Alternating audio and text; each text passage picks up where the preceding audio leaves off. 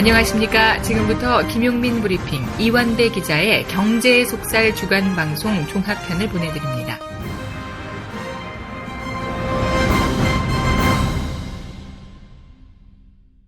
이제 월요일 방송분 함께 하시겠습니다.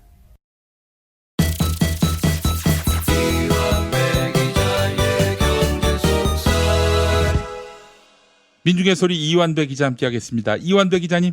네, 안녕하십니까? 네, 이완배 기자님. 어제 어떠셨어요? 예, 눈물이 질끔 났습니다. 아이고, 눈물이 질끔 나셨다고. 예, 너무 감동적이더라고요. 예. 너무 행복했고요. 예. 트럼프 대통령과 김정은 위원장이 판문점에서 만나서 군사경 개선을 자유롭게 오가는 모습을 보고, 저 선을 넘는 게 저렇게 간단한 거구나. 라는 생각에 눈물이 정말 났습니다. 네. 예, 북한과 미국은 전통적으로 원수처럼 지내온 나라죠. 아유, 그렇죠. 예. 그런데 마음만 먹으면 저 선이 저렇게 쉽게 허물어지더라고요. 제 살아생전에 뭐를 이루는 걸 보고 싶다 이런 욕심이 거의 없는 사람인데 네. 어제는 트럼프 대통령이 거기를 넘어서 20걸음 정도를 걸어가는 모습을 보고 욕심이 생겼습니다. 제 살아생전에 한반도 평화 정착 그리고 남북한 민중들이 자유롭게 저 선을 넘나드는 그 일이 이루어지면 얼마나 좋을까라는 희망을 어제 갖게 됐습니다. 참 즐겁고 감동적이고 진짜로 행복한 주말이었습니다. 이렇게 간단하게 만날 수 있는 사이인데도 불구하고 참 힘들었습니다. 예. 너무 오래 걸렸고요. 참 그러니까 넘어가니까 좋고 만감이 막 몰아닥쳐 오고 제가 어지간하면 뉴스 보면은 눈물 나는 사람이 아닌데 어제는 나이가 들어서 그런지 조금 센치해지더라고요. 예. 그래서 오늘은 월요경제학 시간으로 관련해서 포컬 포인트라는 게임 이론 용어를 하나 살펴보려고 합니다. 이 과거에도 한번 가볍게 다룬 적이 있었는데 이 포컬 포인트는 쉘링 포인트라고 불리기도 합니다. 요 이론을 처음 만든 사람 이름이 2005년 노벨 경제학상을 받은 게임 이론의 거장 토머스 쉘링이기 때문에 그렇습니다. 예. 토마스 쉘링은 게임 이론의 대가이고요. 여긴 진짜 대가입니다. 거의 지존급에 올라와 있는 사람이죠. 2016년에 세상을 떠났지만 한반도 정세에 대해서도 굉장히 깊이 있는 언급을 했던 경제학자로 유명합니다. 네. 왜냐하면 이 사람의 전공이 갈등을 어떻게 해소하느냐에 대한 게임 이론이기 때문입니다. 그리고 이 사람이 발견한 포컬 포인트라는 용어는 치킨 게임이라는 게임 이론 상황에 등장하는 용어입니다. 치킨 게임은 제가 여러 번 말씀드려서 오늘은 아주 짧게 복습만 하겠습니다. 양측이 외나무 다리에서 피차 차를 몰고 질주하는 상황입니다. 겁이 나서 핸들을 먼저 꺾으면 치킨, 겁장이가 되는 거죠. 이 게임에서 내가 직면할 수 있는 상황이 네 가지입니다. 첫째, 나한테 최선. 그러니까 나는 그대로 달리고 상대가 겁먹어서 꺾는 거죠. 이러면 나는 용맹도 과시하고 승리도 얻습니다.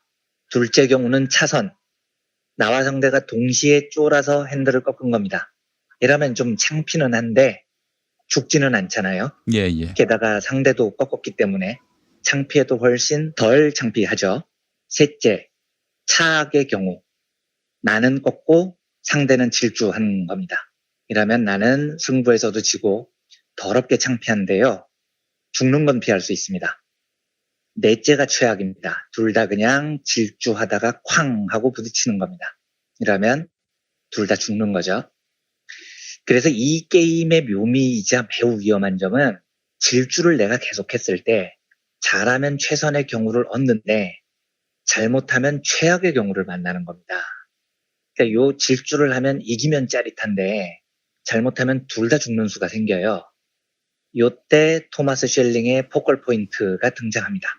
양쪽이 자존심 때문에 계속 질주를 할 때 멈춰야 되는데 어떻게 멈추냐는 겁니다.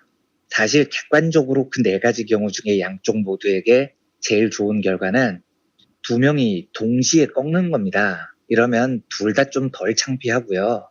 둘 다 생명을 건질 수 있어요. 그런데 문제는 이걸 동시에 꺾는다는 보장이 없는 겁니다.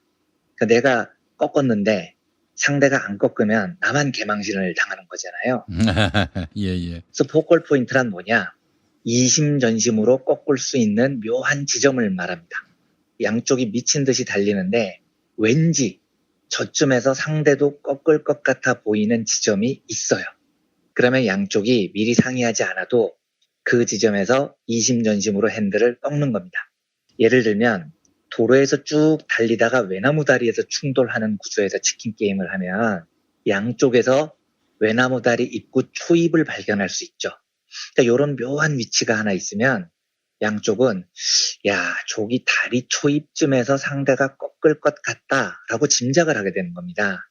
그리고 이심전심으로 거기서 함께 꺾는 겁니다. 이게 치킨 게임의 충돌을 막는 포컬 포인트라는 겁니다.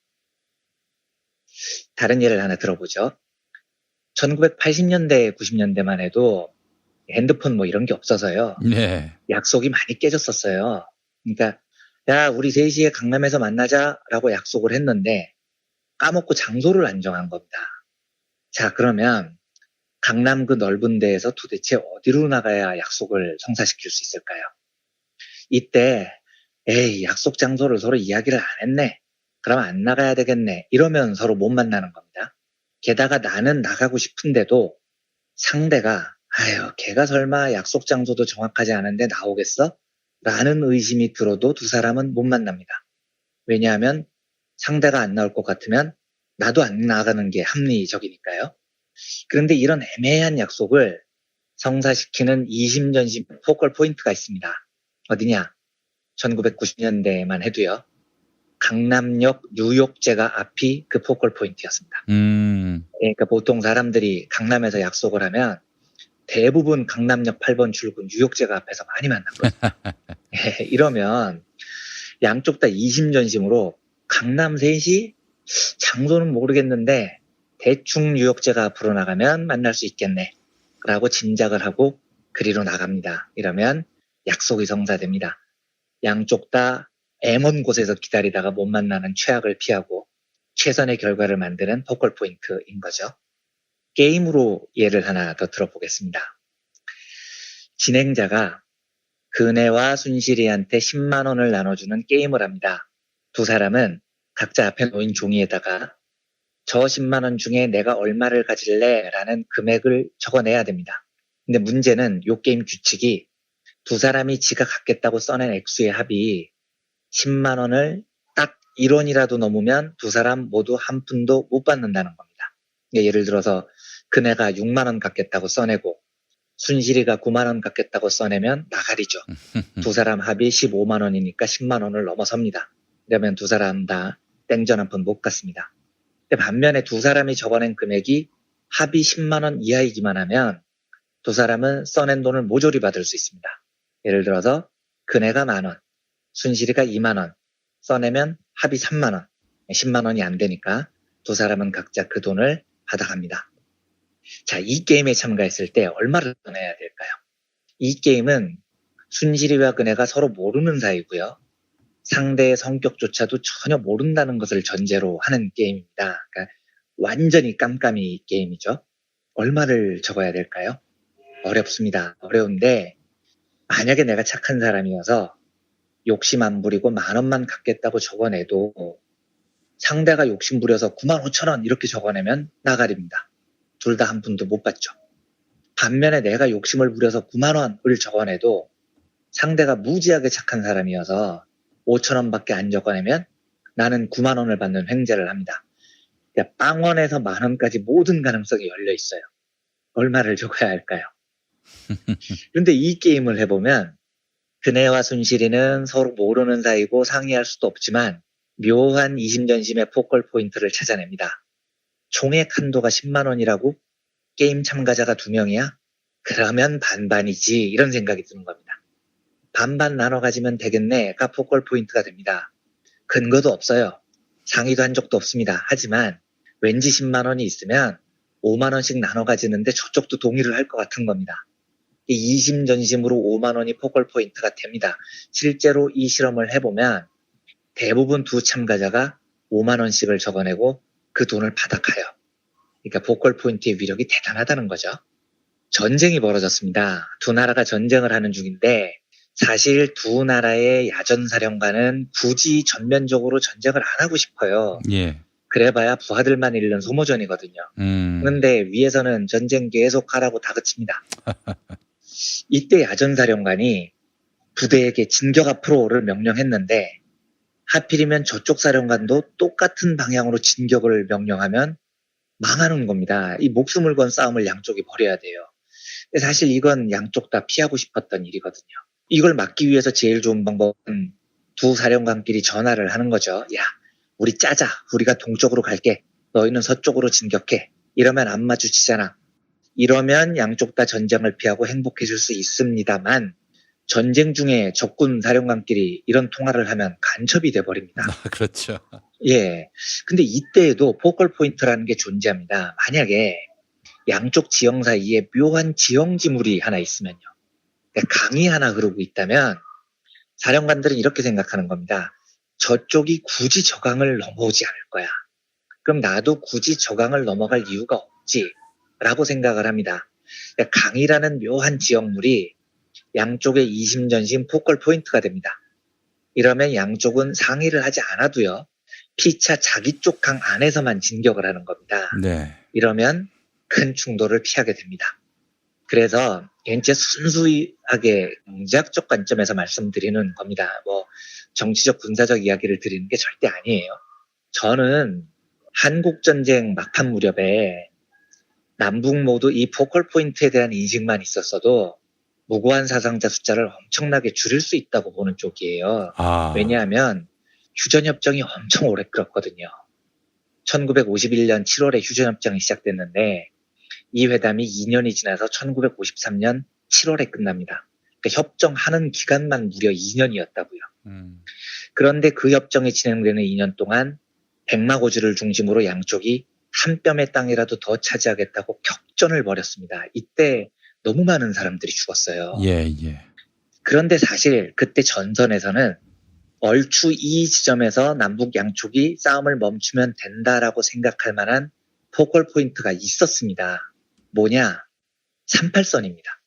그러니까 해방 이후에 38선을 기점으로 북쪽을 소련이, 남쪽을 미군이 점령했기 때문에 얼추 양쪽 모두 상식적으로 남북의 경계에서는 38선쯤 될 것이다라는 인식이 있었다고요. 그리고 실제로 양측이 그 즈음에서 대치할 때 휴전협정이 시작됐습니다. 그러니까 양국의 야전사령관들이 웬만하면 38선 넘지 마라 라고 포컬 포인트를 지정해 줬으면 사상자가 말도 안 되게 줄었을 거라고 저는 생각을 합니다. 그런데 그때 분위기가 전혀 그렇지 않았죠. 감정이 너무 격앙된 양측이 우리나라는 휴전협정 반대 데모가 일어났었고요. 이러니까 뭐 포컬 포인트고 뭐고 휴전협정 전에 한 뼘의 땅이라도 더 차지하겠다고 그 격전을 2년 동안 벌인 겁니다. 아이고. 예, 거기서 너무 많은 사람들이 휴전협정 하는 동안 생명을 잃었다고요. 그러니까 실제로 결과를 보면 지금 휴전선은 38선하고 전혀 일치하지 않습니다. 서쪽으로는 북한이 38선 이남으로 밀고 들어왔죠. 근데 동쪽은 우리가 상당히 38선 위로 치고 올라갔습니다. 이게 서로 내가 더 땅을 차지했다고 자랑할 일인지 모르겠는데 경제학적 관점에서 보면 어차피 한쪽 밀리고 한쪽 올라간 건데 사람 목숨값을 생각하면 너무 안타까운 거예요. 그렇죠. 그러니까 얼추 38선을 포컬 포인트로 잡고 양쪽 야전 사령관들이 그쯤에서 멈췄으면 많은 사람들이 죽음을 피할 수 있었을 건데요. 저는 참 안타까워요. 그 지점이요. 자, 이제 역사적인 남북미 판문점 정상회담으로 돌아와 보겠습니다. 베트남 하노이에서 올해 2월에 열렸던 북미 정상회담이 사실상 결렬이 됐죠. 예. 양측이 상당히 거칠어질 수 있는 상황이었습니다. 그리고 역사적으로 북한과 미국은 언제나 치킨 게임을 벌여온 두 나라입니다. 그런데 양쪽 다 알아요. 갈등을 멈추는 것이 지금 양측의 최선의 결과라는 걸요. 하지만 먼저 굽힐 수는 없는 겁니다. 예. 양쪽 다 국내 정치 지형이라는 게 있습니다. 그렇죠. 예. 그러니까 동시에 핸들을 꺾는 게 제일 좋은데 도대체 상대가 어디서 꺾을지 장담을 못해서 질주를 계속합니다. 근데 이때 포컬 포인트가 필요합니다. 어디냐? 판문점입니다. 여기가 묘한 포컬 포인트가 됩니다.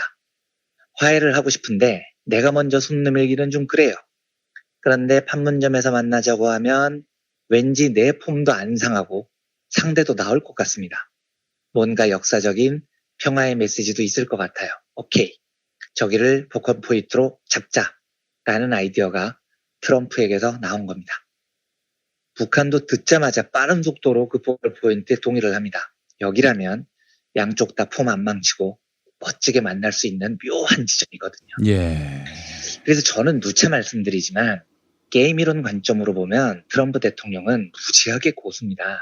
멋진 포컬 포인트를 본능적으로 찾아내요. 마침 일본에서 G20 정상회동이 열렸습니다. 근데 한반도가 바로 눈앞에 있어요.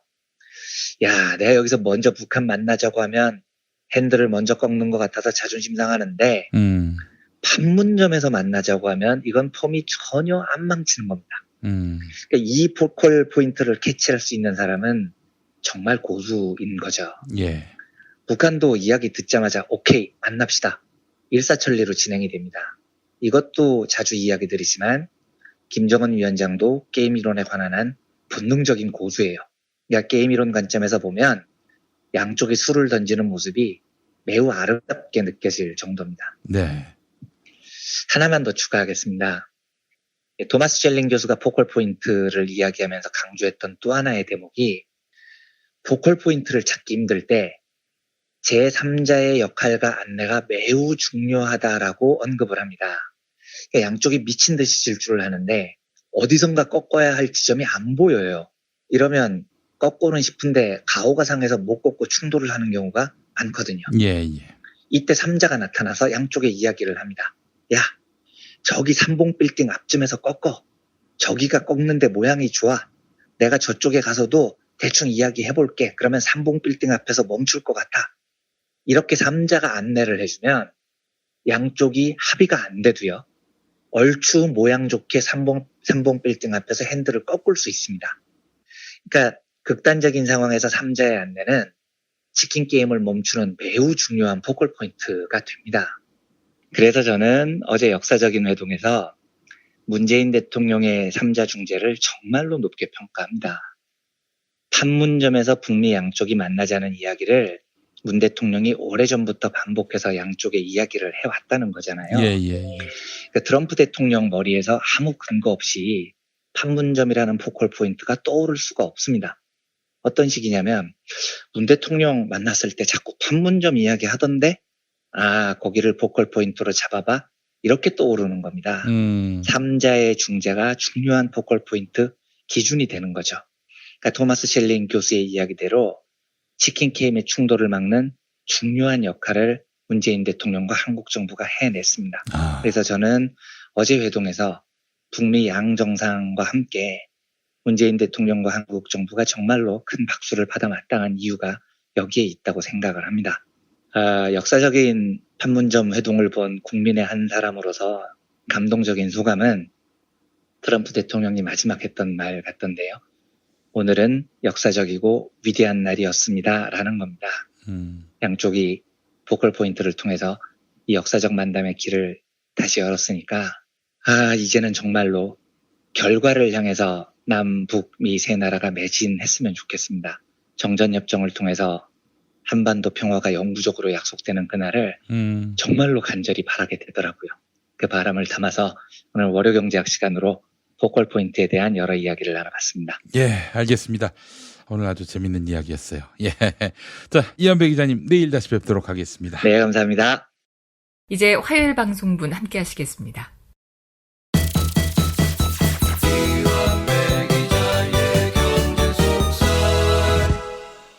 민중의 소리 이완배 기자 함께 하겠습니다. 이완배 기자님. 네, 안녕하십니까. 네. 북미 간 만남. 이것도 참 큰 뉴스였는데 그 뉴스에 좀 가려져서인지. 그렇습니다. 네. 많은 분들이 주목하지 않은 뉴스지만 또 우리가 반드시 짚고 넘어가야 될 우리의 현안이기도 한. 그렇습니다. 네. 미중 무역 협상. 어떻게 다시 휴전 상태로 들어간 것 같습니다. 네, 그렇습니다. 지금 말씀 주셨듯이 우리나라는 주말에 온통 남북미 정상 판문점 회동 묻혀져 있었는데 네. 그 경제 뉴스로는 상당히 비중이 있는 미중 무역 갈등이 휴전에 돌입했습니다. 그 판문점 회동 소식이 처음 나온 게 일본 오사카에서 열린 G20 정상회담에서였죠. 네. 잠깐 상식 공부를 해보자면 G20라는 건 그룹 오브 20, 약자입니다. G라는 말은 그룹의 약자인 거죠. 네. 보통 국제사회에서는 G라는 알파벳을 붙여서 제멋대로 그룹을 정하고 마치 지들이 세계를 선도하는 나라들인 것처럼 폼을 잡습니다. 미국과 중국을 세계 최대 강대국이라고 평가하면서 G2라고 부르는 것도 그런 겁니다. 아, 전 그동안 글로벌로 알고 있었네요. 예, 그룹입니다. 그러니까 지들끼리 그룹 만들었던 G가 그룹의 약자죠. 예. G7도 있습니다. 이건 그룹 오브 세븐의 준말인데 예. 걔네들 설명으로는 세계에서 제일 잘 사는 강대국 7개를 지칭한다고 합니다. 근데 구성원이 미국, 일본, 영국, 프랑스, 독일, 이탈리아, 캐나다입니다. 설득이 잘 안 되죠. 왜냐하면 여기에 중국이 안 들어가 있으니까요. 그러니까 G7은 원래 미국, 영국, 프랑스, 서독, 일본 이렇게 5개국으로 출범한 G5였다가 네. 이탈리아, 캐나다가 참여해서 G7이 됐고 나중에 러시아가 1997년에 참여하면서 G8이 잠깐 됐는데 2014년에 정치 문제로 러시아를 제외를 시켜버립니다. 그래서 다시 G7으로 돌아왔어요. 그러니까 지금 G7에는 중국도 없고 러시아도 없습니다. 그러니까 이 모임은 최강대국 7개국 모임이라기보다는 친미 성향의 선진국 7개국 모임 이렇게 보는 게 더 정확합니다. 그래서 G20는 이런 G7의 친미 성향에 반발한 나라들의 목소리가 커지니까 넓힌 겁니다. 20개로요. 사실 러시아와 중국이 G7에 없는 것도 웃기고 저는 이탈리아가 G7에 있는데 우리나라가 없는 것도 좀 웃기다고 생각을 해요. 우리가 무슨 이탈리아보다 못한 게 뭐가 있겠습니까? 그래서 1999년에 G20가 결성이 됩니다. G20는 아까 G7에다가 유럽연합 의장국이 들어가고요. 유럽 EU를 한 나라로 보는 겁니다. 그리고 신흥국 12개 나라를 보태서 20개가 됩니다. 우리나라도 들어가고 중국, 러시아, 인도, 인도네시아, 사우디아라비아, 오스트레일리아, 터키, 남아프리카 공화국, 브라질, 아르헨티나, 멕시코, 그리고 유럽연합 의장국이 포함되어 있습니다. 이번 G20 회담이 일본 오사카에서 열렸는데 쟁점은 단연 미중 무역 분쟁이었습니다. 그리고 중재자로 매우 주목을 받았던 국가가 일본입니다. 올해 회의 개최국이자 G20 올해의 의장국이 일본이거든요. 그러니까 아베 총리가 미중 무역 분쟁을 효과적으로 중재할 것이냐에 많은 초점이 맞춰져 있었죠. 그런데 아베 총리가 상당히 체면을 구겼습니다. 뭐 열심히 한다고는 했는데 미중 무역 갈등 휴전에 아베의 역할이 거의 없었다는 게 국제사회의 평가입니다. 게다가 정상회담을 마치자마자 트럼프가 미국과 일본의 안보 조약이 불평등하다 이런 협박을 날려버립니다. 그러니까 아베 복장을 완전히 뒤집어 놓은 거죠. 네. 일본은 이 발언에 굉장히 충격을 받은 것 같았어요. 왜냐하면 그동안 아베가 트럼프한테 굉장히 아부를 많이 했거든요. 그런데 트럼프가 회담 끝나자마자 일본 복장을 확 긁으니까 일본에서도 아베는 도대체 뭘 한 거냐라는 비판이 나옵니다. 그런데 이 와중에 트럼프 대통령은 또 판문점을 들러서 남북미 정상회동을 하죠. 그러니까 일본은 G20 회담은 자기가 개최했는데 전부 다 주먹은 판문점으로 전부 쏠리니 상당히 뻘쭘한 상황이 돼버렸습니다. 예. 그래서 이 사태의 교훈은 미국과 트럼프는 자기한테 알랑방구를 낀다고 잘 대해주는 집단이 아닙니다. 제가 누차 강조하지만 트럼프는 게임 이론의 초고수 반열에 오른 사람입니다. 그리고 과거에 제가 tit-for-tat이라는 보복 전략을 소개해드린 적이 있었는데 게임 이론을 할 때 고수들한테는 아이고 형님 무조건 형님만 믿습니다. 이러는 건 바보짓입니다. 적절한 보복을 가면 눈에는 눈, 이에는 이 전략이 제일 유효한 거예요. 실제로 프랑스에서 tit-for-tat을 포함한 12개 전략을 초청해서 대회를 한 적이 있었는데 이 참가 전략 중에 협동이라는 이름의 전략이 있습니다. 이 전략은 말이 협동이지 사실상 호구 잡히는 전략이죠. 상대가 나를 때리건 물어뜯건 배신하건 나는 언제나 상대에게 협동하는 전략을 취하는 겁니다.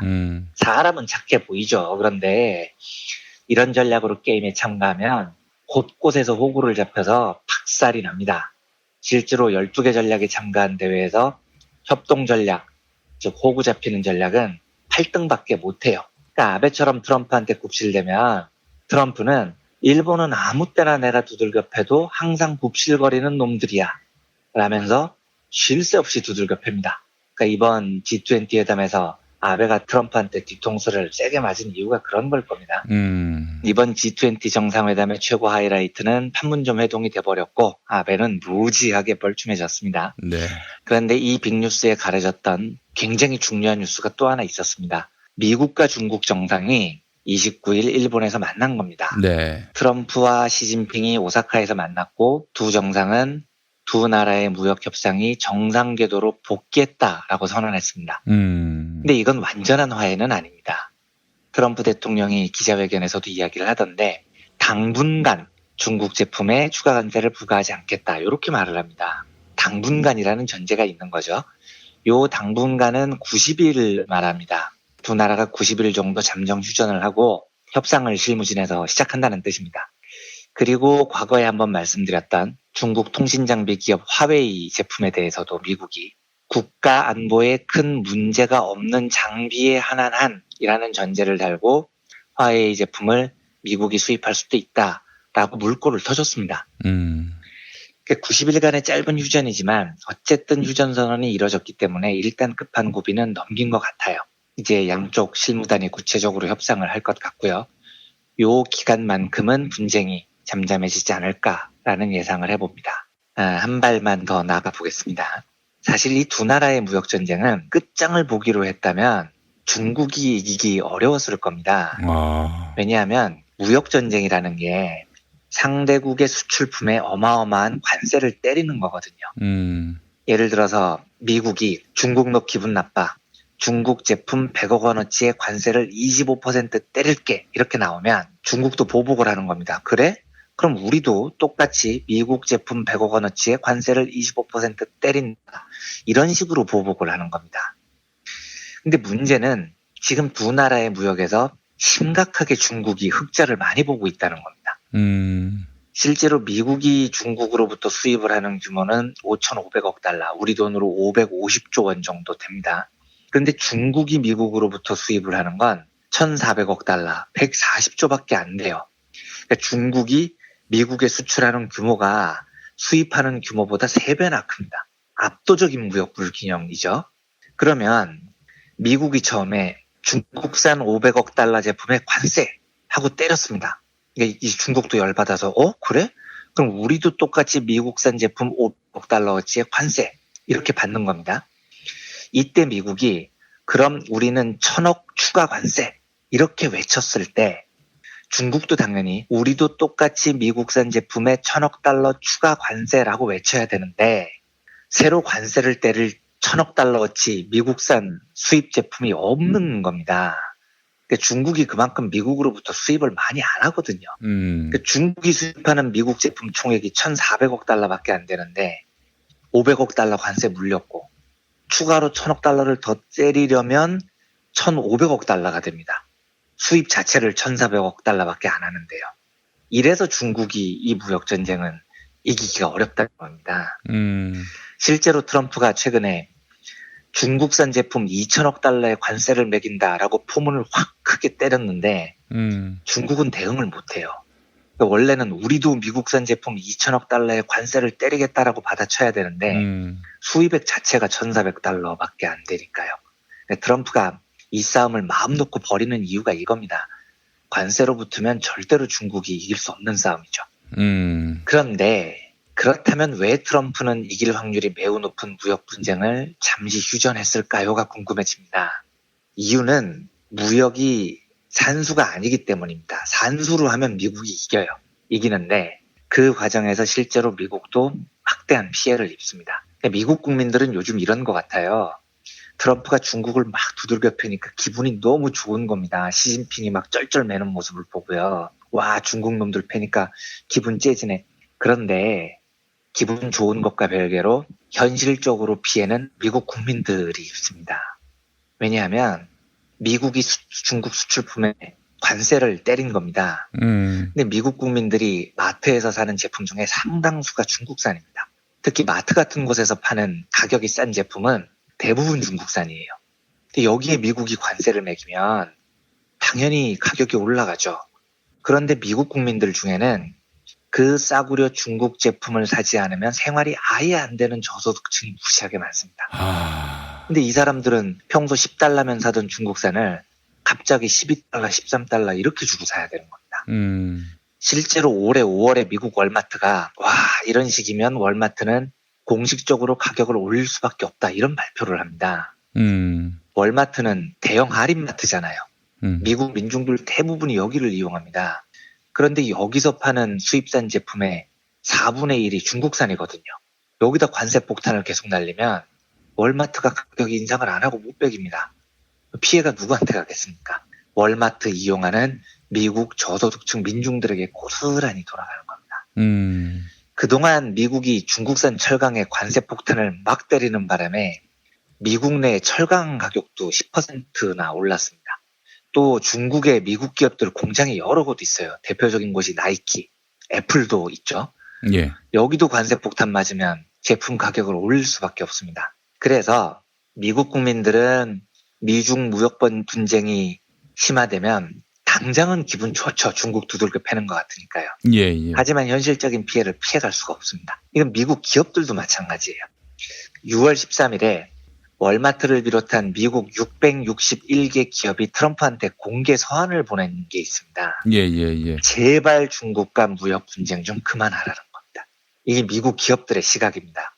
분쟁 계속하면 미국 기업과 소비자들만 막대한 피해를 본다는 공개 서한입니다. 내용을 잠깐 보겠습니다. 관세 부과로 미국 기업, 농민, 미국 소비자 가정 등등이 심각한 피해를 입고 있다. 관세는 중국에 부과하는 것 같지만 사실 그 관세는 피해를 입은 미국 기업들이 내는 것과 마찬가지다.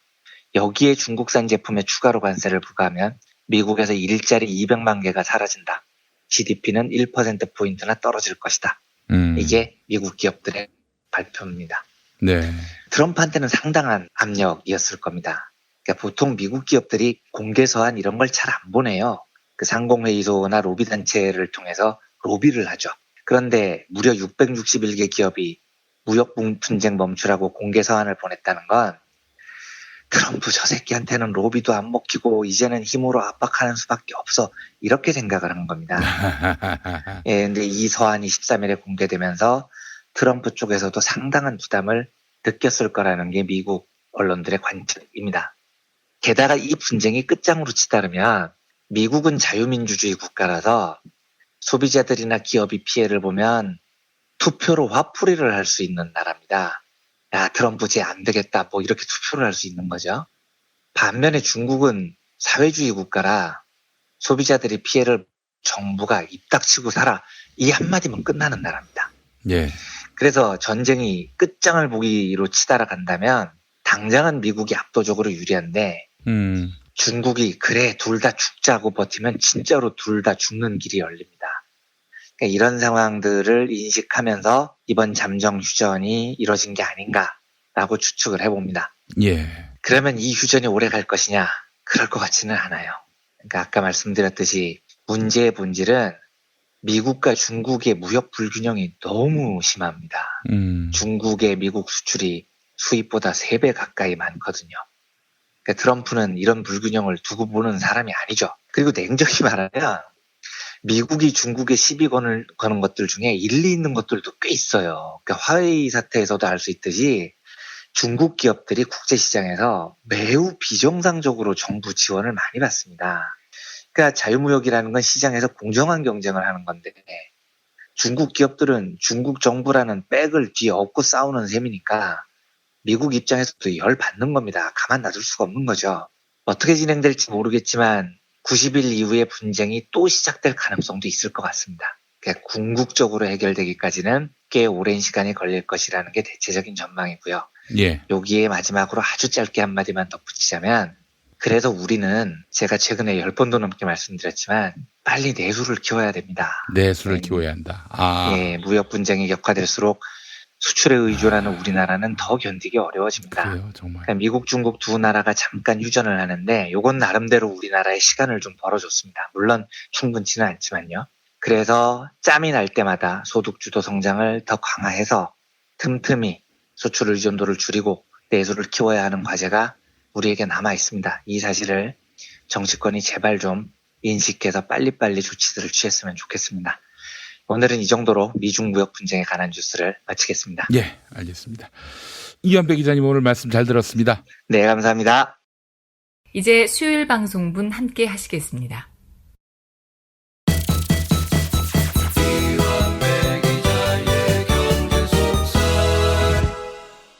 민중의 소리 이완배 기자 함께하겠습니다. 이완배 기자님. 네, 안녕하십니까? 네, 오늘 어떤 이야기 준비하셨습니까? 예, 오늘은 한보그룹 이야기로 브리핑을 열어볼까 합니다. 한보그룹. 추억의 한보그룹이죠. 추억의 한보그룹. 네. 근데 이 이야기를 꺼내는 이유는 예. 그 유명한 정태수 전 한보그룹 회장의 넷째 아들 정한근 한보그룹 부회장이 지난달에 해외 도피 생활 21년 만에 검찰에 붙잡혔습니다. 그런데 정한근 씨는 우리 관심사가 아니죠. 네. 국민의 관심사는 정태수 한보그룹 창업주입니다. 이 사람은 한보그룹을 이끌면서 각종 엽기적인 행동으로 이름을 널리 알렸고 대단한 사람이었습니다, 진짜. 그렇죠. 근데 뭐 기억나는 것만 해도 한두 가지가 아니죠. 노동자는 머슴이다부터 시작을 해서 주옥 같은 발언을 많이 남긴 사람이기도 해요. 그 양반의 어록 중에 가장 기억에 남는 게 내가 입만 열면은 열었다 친다. 열었다 친다부터요. 그리고 이 사람은 수서비리와 한보철강 사태로 1997년 외환 위기의 한 원인이 되기도 했습니다. 그런데 정태수 씨가 십몇 년째 해외 도피 중이었어요. 1997년 한보 사태 당시에 불법으로 5조 7천억 원을 대출받았습니다. 당시 5조 7천억이면 요즘 돈으로 20조 가까운 어마어마한 거금을 빌린 겁니다. 이거 하려고 불법 로비하고 별 난장을 다 부렸었는데 여기에 횡령 혐의까지 더해져서 결국 15년형을 선고를 받았습니다. 네. 그러다가 2002년에 고혈압, 협심증 등등을 이유로 특별 사면을 받고 출소를 해요. 근데 이런 사람은 제 버릇을 절대 못 버립니다. 강릉의 강릉 영동대학교라고 있는데 네네. 이 대학 재단을 정태수가 설립합니다. 아이고, 정태수 씨가 뭐 그런 데까지 손을 뻗쳤습니까? 이 재벌들이 원래 대학들 사학재단 이런 것들 많이 관여를 하죠. 그게 도움이 되니까 그런 거 아니겠어요? 그렇죠. 그리고 폼도 살고요. 원래 이 사학재단이라는 게 예전 친일파들이 땅 보존하기 위해서 만들었던 전통도 있고요. 여러 이유로 한국 보수들이 대학이나 사립학교에 굉장히 관심들이 많습니다. 그런데 병보석으로 출소한 정태수가 2005년에 이 대학의 교비를 또 횡령을 합니다. 72억 원을요. 그래서 1심에서 징역 3년형을 선고받았는데 2심 재판 중에 병을 치료하겠다고 일본으로 건너갔다가 어디론가로 튀어버렸습니다. 그리고 아직까지 안 잡혔어요. 12년째죠. 정태수 씨가 1923년생입니다. 2007년 해외 도피했을 때가 이미 84살이었고요. 지금 살아있다면 96세죠. 정태수 씨가 살아있는지 죽었는지도 확실치 않고 살아있다면 어디에 있는지도 오리무중입니다. 이번에 잡힌 아들 정한근 씨는 아버지가 1년 전에 에콰도르에서 사망했다고 검찰에 증언을 했습니다. 예. 그리고 에콰도르에서 발급된 정태수 사망 증명서를 제출을 했어요. 나이로 보면 세상을 떠났다고 해도 조금도 이상하지는 않은데 요 말을 그대로 덜컥 믿기가 조금 어렵습니다. 왜냐하면 정태수가 해외 도피로 12년째 안 잡힌 신출귀몰한 인물이기도 하고요. 그 아들 정한근 씨도 에콰도르에서 잡힐 때 어마어마한 대저택에서 살고 있었다고 해요. 돈이 많은 거죠, 지금 이쪽이요. 그런데 정태수가 내야 되는 세금 체납액이 2,200억 원이 넘습니다. 그러니까 지금 이 돈을 가족한테 실명으로 상속을 했을 리는 없죠. 당연히 비자금으로 숨겨놨을 겁니다. 이 상태에서 가족들이 정태수가 죽었다고 주장을 해요. 이러면 죽었다고 확정되는 순간 2,200억 원을 거둘 방법이 없습니다. 상속이 안 됐으니까요. 이 돈이 붕 떠버리는 겁니다. 그래서 가족들이 정태수가 죽었다고 주장할 이유가 충분합니다. 2,200억 원을 어디 비자금으로 숨겨놓고 아버지 죽었니 추징을 완전히 피한 다음에 그 돈으로 있는 정태수와 또 행복하게 살 가능성도 충분한 거죠. 아무튼 검찰은 그래서 정태수가 진짜 죽었는지 확인 작업에 들어간다고 합니다. 그런데 나라를 구렁텅이에 빠뜨려 놓고 탈세한 돈을 아직도 감추고 있는 이 집안 모습이 한국 재벌들의 부도덕함을 여실히 드러내주는 그런 장면입니다. 그래서 오늘은 정태수 이야기를 해볼까 합니다. 다만 한보 사태나 수소비리 같은 역사적인 사건은 너무 많이 알려져 있으니까 생략하고요. 네. 오늘은 좀 가벼운 마음으로 정태수가 역술인 점쟁이죠. 네. 점쟁이한테 얼마나 미쳐 있었는지와 다른 한국 재벌들도 점과 역술에 얼마나 의지했는지를 다뤄볼까 합니다. 네. 오늘 나오는 인물 중에는 최태원도 당연히 있겠죠. 당연히 있죠. 예. 정태수 씨는 점을 무지하게 믿었던 사람입니다. 근데 일단 이 사람이 본명이 정태수가 아니고 정태준이에요. 그래요? 네, 근데 개명을 한 이유가 점쟁이가 이름을 바꿔야 떼돈 번다고 조언을 해줘서 개명을 한 겁니다. 그 정태준도 참 멋져 보이는데 이름이. 네, 저는 그게 더 좋은 이름 같은데요. 네네네. 어쨌든 점쟁이들이 보기엔 정태수가 돈이 드는 이름이었다는 거죠. 이 사람이 원래 세무공무원이었는데 사업을 시작하게 된 계기도 점쟁이가 흙과 관련된 사업을 하면 큰 돈을 벌 수 있다라는 점괘를 내서 사업을 시작한 겁니다. 그래서 네. 흙과 관련된 걸 한다고 광산업과 건설업으로 돈을 벌기 시작한 거죠. 네네. 한보 사태의 정확한 명칭이 한보 철강 사태인데요. 이것도 점쟁이가 정태수한테 쇳물을 만져야 큰 돈을 번다라는 점괘를 내놨대요. 네, 그래서 불법 대출 수조 원을 받아서 당진의 제철소를 지은 겁니다. 네. 이게 망하면서 외환위기의 시발점이 된 거고요. 예. 한보그룹 본사가 강남구 대치동 은마아파트 앞에 은마상가라는 곳에 있었습니다. 제가 고등학교를 그 근처에서 나와서 잘 아는데 은마아파트가 지금은 유명하죠. 서울 강남구 대치동 금싸라기 땅에 있고 워낙 지은 지 오래돼서 재건축이 되느냐 마느냐가 큰 이슈니까요. 네네. 거기 30평 아파트가 지금 한 20억 정도 할 겁니다. 근데 요즘은 어떤지 모르겠는데 제가 고등학교 다닐 때만 해도 은마 아파트는 매우 자연 친화적인 아파트다라는 이야기가 있었어요. 아파트 안에 쥐, 바퀴벌레, 개미 등등 모든 생물이 인간과 공존하는 자연 그대로의 아파트라는 우스갯소리가 있었습니다. 제가 고등학교 다닐 때가 20년 전인데 네. 그때도 이 아파트가 그렇게 낡았던 아파트입니다. 근데 은마 아파트도 그렇지만 그 앞에 은마상가라는 곳은 진짜 곧 무너져 갈 것 같은 허름한 상가입니다. 글쎄 말이에요. 저도 그 환보하면은 그 2층짜리인가 왜 그 아파트 앞에 그 상가들 많이 전형적으로 볼 수 있는 상가들이 있는데 옛날 상가. 그 상가에 뭐 이런저런 상들도 다 들어가 있는데 아니 한보그룹이 여기 있다는 거예요. 그래서 그렇습니다. 아니 이 네. 양반이 왜 여기다가 뭐 번듯한 건물 하나 지어도 될 텐데 하는 생각이 들었었는데. 네. 은마상가 지하에 반찬들 많이 파는데 그건 되게 맛있어요. 근데 그 건물이 진짜 주차할 곳도 없고 정말로 허름합니다. 그런데 한보는 당시 재개서열 14위였다고요. 김 PD님 이야기해 주신 대로 재벌 본사가 있을 장소가 아닙니다.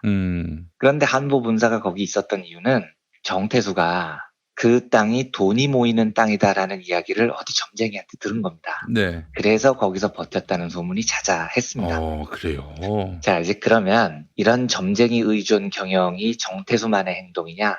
아닙니다. 우리나라에서 난다긴다 하는 재벌들, 점쟁이들하고 무지하게 엮여 있습니다. 네. 과거에 이 문제를 다뤘던 주간지 기사를 보니까 재벌들이 고독한 판단을 자주 해야 해서 점쟁이한테 의지를 많이 할 수밖에 없었다. 뭐 이런 대목이 나오던데 웃기고 자빠진 겁니다. 고독한 판단을 할 능력이 없으면 그 자리에서 내려와야죠. 그렇죠. 수만 명 노동자의 목숨이 걸려있는 경영 판단이 고독하고 어렵다고 점집으로 쪼로로 뛰어가서 복채내고 요리로 갈까요? 조리로 갈까요? 이걸 물어보고 있다는 게 말이 되냐고요. 삼성 이병철 창업주요. 이 사람도 점쟁이의 의지를 무지하게 많이 하는 것으로 유명합니다. 신입사원 뽑을 때 점쟁이를 면접관으로 대동했다는 이야기는 유명합니다. 네네. 근데 이병철과 면접장에 동석했던 점쟁이가 함양의 박도사라는 별칭이 있었던 박재현이라는 사람입니다. 이 이병철이 박도사를 얼마나 아꼈는지 1970년대 초에 점을 보고 복채로 부산 국제시장에 나온 점포 한 채를 덜컥 내줬다는 이야기도 있어요. 네, 그러니까 이 박도사는 나중에 삼성의 고문으로 입사를 합니다. 그래서 7년 동안 삼성에서 고문을 하는데 점쟁이가 1970년대 연봉이 6천만 원이었습니다.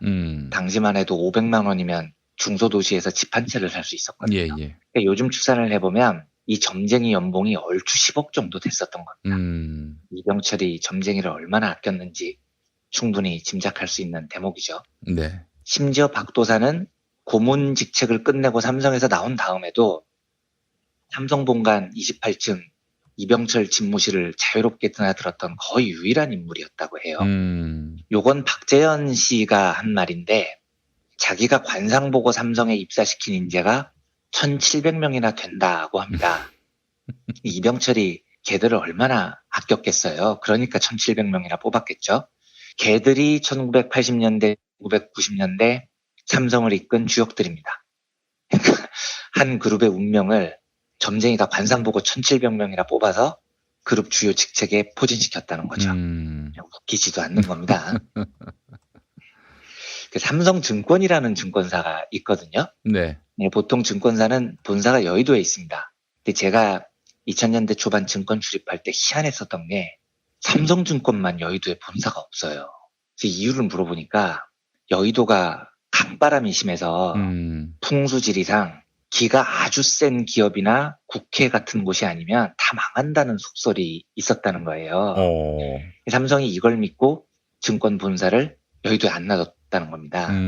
실제로 우리나라 증권사들이 여럿 망하기도 했습니다. 고려증권, 쌍용증권 이런 데 예전엔 굉장히 유명했던 곳인데 네. 다 망했죠. 그러면 여의도 강바람을 이길 만한 기가 센 기업은 어디냐? 방송사랍니다. 그래서 방송사는 연예인들이 많이 들락말락해서 기가 워낙 센 곳이라 여의도에 있어도 괜찮은데 증권은 못 버틴다는 거예요. 그래서 삼성증권은 지금까지 본사가 한 번도 여의도에 있었던 적이 없습니다. 과거에 삼성증권이 종로 2가 종로타워라는 곳에 입주한 적이 있는데 여기 종로타워가 이제 종로 2가의 랜드마크죠. 이 종로타워 외관이 굉장히 재밌습니다. 예. 건물 맨 꼭대기 부분이 뻥 뚫려 있는 것처럼 보여요. 설계를 희한하게 했어요. 네. 이건 또 왜 그랬냐면 그 땅이 재앙의 기운이 워낙 강한 곳이래요. 그래서 그 나쁜 기운을 빼내기 위해서 삼성이 설계 당시부터 건물 윗부분에 구멍을 뚫었다는 겁니다. 기운 빼내려고요. 예. 웃기고 자빠진 거죠. 여의도에 증권사 본사가 없는 회사가 한 곳 더 있습니다. 미래에셋증권, 그 박현주라는 회장이 이끄는 곳이죠. 네. 여기도 여의도에 본사가 없어요. 제가 2002년에 증권을 출입했는데 당시에는 미래에셋증권 본사가 여의도에 있었습니다. 그 회사 본사가 희한하게도 여의도에서도 굉장히 구석탱이에 처박혀 있더라고요. 이것도 이유를 물어보니까 창업주 박현주 회장이 풍수지리를 그렇게 중요시한다는 겁니다.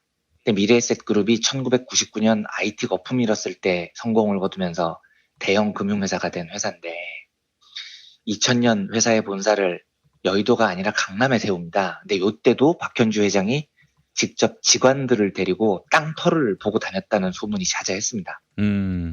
왜 강남이냐? 박현주 회장도 여의도 강바람이 너무 세서 증권사는 위험하다 이런 말을 믿었던 거죠.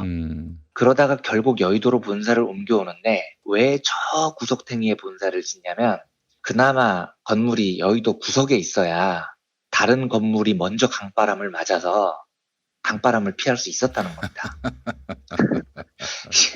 최첨단 금융회사가 강바람 피해 다니느라 그 개고생을 하고 자빠져 있는 거죠. 그런데 이제 나중에는 결국 미래에셋이 구석탱이에 있는 것도 불안해서 결국 4대문 안으로 본사를 옮겨요. 지금은 본사가 서울 중구에 있는 걸로 제가 알고 있습니다. 아까 말씀해 주셨던 SK그룹 최태원 회장이요. 그 박근혜 때 광복절 특사로 풀려났죠. 네. 회사 돈 500억 원을 횡령해서 3년 넘게 감옥살이를 했는데 횡령을 한 이유가 점쟁이한테 사기를 당했기 때문입니다. 김원홍이라는 여의도에 유명한 점쟁이가 있었는데 이 점쟁이 특기가 점을 쳐서 주가를 맞춘다는 겁니다. 최태원 씨가 이 사람한테 수백억을 맡겼다가 난리죠. 예. 그러니까 당시 검찰이 최태원 씨를 잡으려고 치는 게 아닙니다. 이 점쟁이를 잡으려고 치다가 최태원 회장이 딸려 나온 거예요. 예, 검찰은 고구마 줄기 캐려다가 산삼을 캔 격인데 이것도 점쟁이 믿다가 벌어진 사단이니 진짜 웃기지도 않은 겁니다. 예. 최태원 씨가 김원홍 점쟁이를 너무 신뢰했던 나머지 당시 SK그룹에서는 김원홍 씨를 묻지마 회장님이라고 불렀다고 해요. 그 정도로 위세등등. 최순실 같은 존재였군요. 그렇죠. 네. 예. 실제로 최태원 씨는 김원홍 씨를 진짜로 아버지라고 생각했다는 소문도 있었어요. 네. LG그룹 구본무 전 회장도 풍수지리를 매우 믿었다고 합니다. 그 파주에 LCD 공장 큰 게 있는데 네네. 그 공장 짓기 전에 LG 각종 공장에서 사고가 자주 일어나니까 풍수지리학자들을 불러서 공장을 어디에 지어야 사고가 안 나는지 기lum을 물어봤다는 거예요. 제가 그때 공장에서 사고가 많이 나면 안전관리를 방어할 생각을 해야지. 기업 총수가 풍수지리학자를 자꾸 자빠져 있으면 어쩌자는 겁니다. LG그룹에서 분리 독립한 LS그룹이라는 곳이 있습니다. 전선을 주로 만드는 회사인데요. 네네네. 여기가 2006년에 용산 국제센터 빌딩을 인수합니다. 지금은 LS 용산타워라는 이름인데요. 여기 인수하기 전에 그룹 차원에서 심도 깊은 토의를 거쳤답니다. 근데 물론 건물 하나를 사는 게 꽤 큰 투자니까 심도 깊은 토론 해야죠. 그런데 뭘 심도 깊게 토론했는지 봤더니 이 빌딩이 원래 국제그룹 소유였어요. 근데 국제그룹이라는 곳은 양정모 회장이라는 사람이 창업주인데 전두환한테 밉보여서 50대 그룹이 통째로 공중분해가 된 곳입니다. 네, 들리는 소문에 의하면 양정모 회장이 전두환이 초청한 만찬에 가야 되는데 공항에서 눈이 와서 길이 막혀가지고 1시간 정도 지각을 했다는 겁니다. 그래서 전두환이 열받아서 쟤네들 그룹 해체, 그래서 그룹이 통째로 날아갔다는 소문이 지금까지도 나돌고 있는 곳입니다. 그렇죠. 네. 양정모가 비운의 인물이었어요. 전두환 때. 그렇죠. 네. 그래서 국제그룹이 망하고 이후에 건물이 한일그룹 소유가 됐는데 한일그룹도 IMF 때 부도를 맞아요. LS그룹이 심도 있게 토의했다는 게 뭐냐면 이 건물을 사면 그룹이 계속 망하던데 이걸 우리가 사도 되느냐? 이걸 풍수지리학자들을 불러 모아놓고 심도 깊게 토론을 했다는 겁니다. 그러니까 안 망하려면 경영을 잘할 생각해야지 빌딩 풍수지리를 보고 앉아있는 겁니다.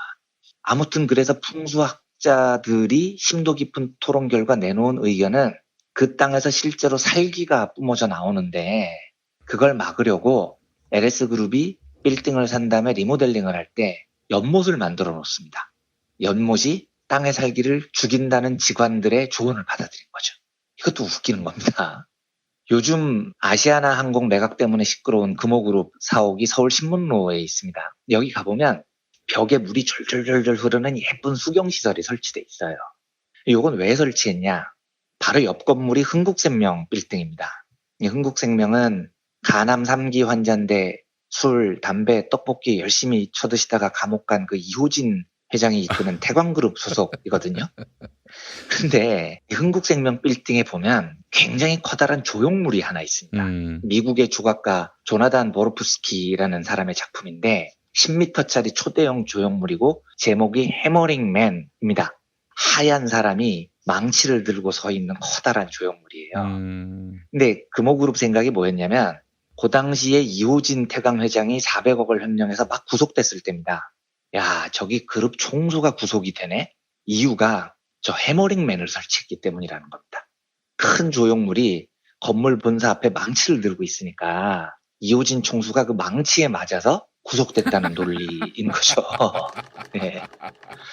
그런데 하필이면 금호 본사가 바로 흥국생명 옆에 있거든요. 그러니까 요대로라면 우리도 저 망치에 맞겠다 싶은 걱정이 듭니다. 그래서 풍수학자들을 불러서 이걸 어떻게 막을까요? 상의를 해요. 풍수학자들이 내세운 의견이 물이 흐르는 조경시설을 설치하면 망치를 막을 수 있다고 조언을 합니다. 망치로 내리쳐도 물은 출렁거리지 깨지지 않거든요. 그러니까 물로 막으면 된다는 거예요. 요 조언을 받아들여서 금호그룹 본사에 수경시설을 설치했다는 거죠. 경영을 좀 그렇게 열심히들 하시라고요. 경영을요.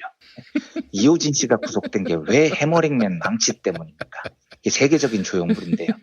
회사 돈 400억 원 횡령하고 김치로 일감 몰아주기 하니까 구속되는 거죠. 그런데 우리나라 재벌들은 나쁜 짓을 하면 반성을 하는 게 아닙니다. 그게 풍수지리 때문이라고 진짜 믿어요, 얘들은요. 그러니까 생각해 보십시오. 쳤단 자들이 무슨 경영을 제대로 했겠으며 잘못을 저지르고도 무슨 반성을 제대로 했겠습니까? 오늘은 정태수 아들이 붙잡힌 걸 계기로 좀 가볍게 점쟁이 이야기를 쭉 드렸는데요. 잘 생각해보면 이 자들이 왜 이러는지 짐작은 갑니다. 유능한 사람은 점의 운명을 안 맡깁니다. 무능력한 놈들이 점쟁이 점개 따위에 자기의 운명을 맡기는 거죠. 그러니까 오늘 드린 이야기는 웃기기도 하지만 슬픈 이야기인 겁니다. 그렇습니다. 고작 점개 따위에 그룹 운명을 맡기는 자들이 한국 경제를 쥐락펴락한다는 건 비극 중의 비극입니다. 부디 하루빨리 이 무능한 자들이 아니고 상식적이고 유능한 경영자들이 기업을 경영하기를 바라는 소망으로 오늘 브리핑을 정리하도록 하겠습니다. 네, 더 이상 그 유능한 인재들이 사주를 떠받치는 이 시스템의 노예가 되지 않기를 바라는 네. 마음을 또 가져봅니다. 정말 그렇습니다. 예. 네. 알겠습니다.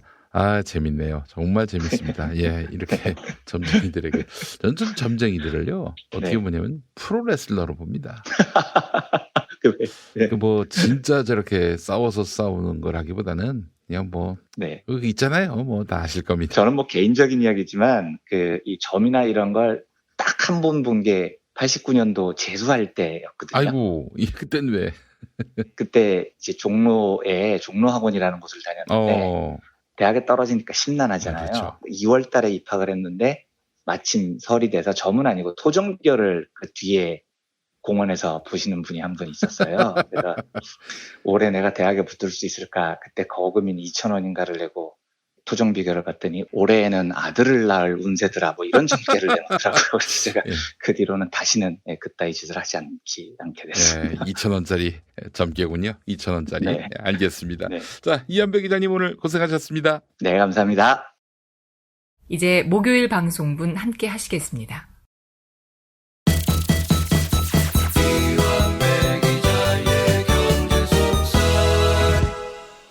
민중의 소리 이완배 기자 함께 하겠습니다. 이완배 기자님. 네, 안녕하십니까. 오늘 어떤 이야기 준비하셨습니까? 예, 오늘은 요즘 한참 경제계를 뜨겁게 달구고 있는 일본 정부가 소재 수출 규제를 시작했다는 소식을 전해드리겠습니다. 아, 조선일보하고 종양일보가 아주 신났어요. 네, 거기는 뭐 일본어로 쓴 신문으로 얘기를 해도 될 것 같은 어조더라고요. 아, 우리의 급소를 때렸다면서 그렇게 즐거워하는 이런. 너무 좋아합니다, 애들이. 그래요. 급소 맞고 그렇게 좋아하는 놈들은 처음 봤습니다. 글쎄 말이에요. 네. 이 이야기는 브리핑 2부에서도 김 PD님께서 많이 다뤄주셨고요. 여러 뉴스들을 통해서 많이 들으셔서 내용은 잘 아실 것 같습니다. 그래서 뉴스는 간단히 요약만 하고 분석을 이어가 보겠습니다. 예. 팩트는 일본 정부가 일본 기업들이 한국에 수출하는 반도체 소재 품목에 대해서 수출 규제에 나섰다는 겁니다. 규제의 대상이 된 소재들은 저도 다 처음 들어보는 건데 플루오린 폴리이미드, 포토리지스트 에칭가스 이 세 가지라고 합니다. 예. 네, 뭐 전부 반도체나 LCD 화면 만들 때 반드시 필요한 소재들이라고 하더라고요. 규제를 하는 방식은 이렇습니다. 우리나라가 원래 일본에서 이 소재들을 대부분 수입했는데 첨단 소재의 경우에는 물건을 사는데도 상당히 깐깐한 심사를 받아야 됩니다. 근데 우리나라는 워낙 반도체와 LCD 강국이어서 일본 기업 입장에서는 거대한 고객이죠. 그래서 한국 기업들에게는 깐깐한 심사를 생략해줬습니다. 지금까지는요. 화이트 국가라는 이름으로 특혜를 준 거죠. 근데 이번에 거기서 빼겠다는 겁니다. 한국을요. 이유는 한국 대법원의 강제징용 피해자 배상 판결에 대한 불만입니다. 그게 열받아서 아베 정부가 한국에 대한 경제보복에 나섰다는 거죠. 화이트 리스트에서 빠지면 앞으로 일본 제품을 수입할 때 건건이 일본 정부의 심사와 허가를 받아야 되는데 일단 이게 불편해지는 데다가 일본 정부가 악심을 품고 심사나 허가를 안 내준다거나 지연시키면 시간도 늦어지고 때로는 반드시 필요한 소재를 제때 못 살 수 있다. 뭐 이런 이야기입니다. 제가 기술을 정확히 몰라서 기사에 나온 대로 읽으면 아까 말씀드린 저 세 가지 소재들은 일본 기업들이 세계 시장에서 70에서 90% 정도를 차지하고 있는 제품들이라고 합니다. 품질도 워낙 뛰어나고요. 네. 일본 소재들을 수입하지 못하면 한국 중추산업인 반도체와 LCD를 만드는데 상당히 타격이 있을 것이다 라는 우려가 있습니다. 당장 국내 기업들 재고가 있어서 한 3개월 정도는 버틸 수 있다는데 3개월 이후에도 과연 적절한 양을 수입할 수 있느냐가 관건이라는 게 여러 언론 보도들의 분석입니다. 그렇습니다. 예. 여기까지 간단한 사실 정리를 마치고요. 지금부터는 좀 다른 각도로 들여다보겠습니다. 우선 저는 이 소식을 듣고 얼척이 없어서 진짜 한동안 말이 안 나왔습니다. 아니, 제가 얼척이 없었던 건 예. 뭐 일본이 규제를 하는 정치적 이유를 말씀드리는 게 아닙니다. 그건 뭐 당연히 일본 놈들이 미친 짓 하는 거고 반성도 못하는 싸가지 없는 국민인 거 다 알고 있었는데 경제적으로 봤을 때요. 저는 저런 규제를 본 적이 없어요. 물론 세계무역의 오랜 역사를 찾아보면 비슷한 사례가 있기는 있죠. 근데 제 상식에서 이런 얼척 없는 규제는 제 기억에는 거의 첫 번째 사례입니다. 왜 얼척이 없냐면 무역 규제라는 게 상식적으로 저 나라가 파는 물건을 내가 안 산다 이래야 규제인 겁니다. 그렇잖아요. 나는 네가 기분이 나빠서 네가 파는 물건을 안 살 거야 이래야 상대한테 타격을 입히고 규제가 되는 거죠. 그런데 지금 일본은 나는 네가 기분이 나빠서 너한테 물건을 안 팔래 이러고 있는 겁니다. 요즘 바꿔서 말을 하면 소비자가 롯데한테 뭐 기분 나쁜 일이 있어요. 그러면 어떻게 해야 됩니까? 나는 앞으로 롯데한테 기분이 나빠서 롯데 제품을 안 살래. 이렇게 불매운동을 하는 게 상대에게 타격을 주는 거죠. 예. 근데 롯데가 소비자들이 나는 기분이 나빠. 그래서 나는 니들한테는 물건을 안 팔래. 이게 무슨 규제냐고요. 지 물건 지가 안 팔겠다는데 규제가 아니라 자살행위인 겁니다. 일본이 지금 이 짓을 하고 있는 겁니다. 이걸 요즘 한참 진행되는 미중 무역 분쟁에 대입을 해보죠. 제가 화요일에 말씀드렸던 미중 무역 분쟁도 지금 두 나라가 서로 너희들이 만든 물건 안 살래, 너희들이 만든 물건에 관세를 물릴래 이러고 있는 겁니다. 그런데 만약에 미국과 중국이 무역 분쟁을 한답시고 우리는 니들한테 수출을 안 할래 이런다는 게 말이 되냐고요. 그러니까 지금 일본은 무지하게 비상식적인 규제를 들고 나온 겁니다. 예. 그러면 자기 물건을 안 파는 이 자폭행위가 규제랍시고 나올 수 있었던 이유가 있겠죠. 두 가지 정도 됩니다. 첫째, 이 소재들이 반도체와 LCD를 만드는데 필수품이라는 겁니다. 둘째, 일본 입장에서는 이거 우리한테만 살 수 있어 라는 겁니다. 그러니까 안 파는 게 규제가 되는 이유는 너희들 우리 아니면 이거 살 길이 없잖아. 이걸 지금 노리고 있는 거죠. 여기서부터 냉정한 경제학적 분석이 필요합니다. 저는 일본의 저 짓이 진짜 뿅딱짓이라고 생각을 하는데요. 네. 우선 자유무역이라는 건 선진국과 후진국의 무역에서 산업 구조 측면에서 보면 선진국이 일방적으로 유리한 시스템입니다. 무슨 말이냐면 후진국이 치약을 만들고 싶어요. 치약 국산화를 하고 싶습니다. 그런데 그렇게 못해요. 기술이 없어서 못하는 게 아닙니다. 품질이 떨어질 수는 있어도 치약 정도는 어떻게 섞으면 만들 수 있다고요. 그런데 왜 후진국이 못하냐? 자유무역 때문입니다. 후진국은 아무래도 기술이 부족해서 치약을 섞어서 만들어도 품질이 좀 떨어지죠. 가격도 비싸게 나와요. 이럴 때 콜게이트 같은 애들이 자유무역으로 그 후진국 시장을 휩쓸어 버리면 후진국은 치약을 만들 기회조차 없습니다. 소비자들이 싸고 품질 좋은 콜게이트 쓰지 누가 품질 나쁜 자국 업체 걸 쓰겠습니까? 그래서 자유무역을 하면 후진국은 선진국이 미리 점유한 산업에 진출할 기회가 없어져 버리는 겁니다. 이게 선진국들이 자유무역을 추진하는 이유예요. 아프리카, 동남아시아 국가들이 오랫동안 공업화를 못하고 가난에 시달리는 이유가 이거죠. 반면에 우리는 1970년대에 공업화를 했잖아요. 네. 이건 박정희나 정주영이 훌륭해서가 아니고요. 당시 우리나라는 자유무역이 아니고 강력한 보호무역을 펼쳤기 때문입니다. 네. 기억하시겠지만 1970년대에는 달러 아낀다고 해외여행도 못 다니게 했다니까요. 양담배 피우면 사회적으로 지탄을 하고요. 네. 이 다른 나라라면 택도 없는 제도입니다. 이런 보호무역은요. 근데 우리나라에서 가능했던 이유는 미국이 한국의 보호무역을 지지해줬기 때문입니다. 미소 냉전 시대에 미국의 생각은 아유 저기 남한만큼은 북한과 체제 경쟁을 하는데 경제적으로 좀 발전시켜주자. 보호무역을 해도 좀 봐주자라는 정책 판단을 했던 거죠. 자, 그러면 보십시오. 제가 아까부터 소재산업 이런 이야기를 많이 하는데 소재산업이란 뭐냐? 부품이나 기계를 만들 때 사용되는 기본 재료가 있어요. 예를 들면 세라믹, 금속, 고분자 물질 뭐 이런 것들입니다. 네. 그런데 이 소재 재료 산업에서 절대 강자가 일본입니다. 그러니까 어느 정도 절대 강자냐?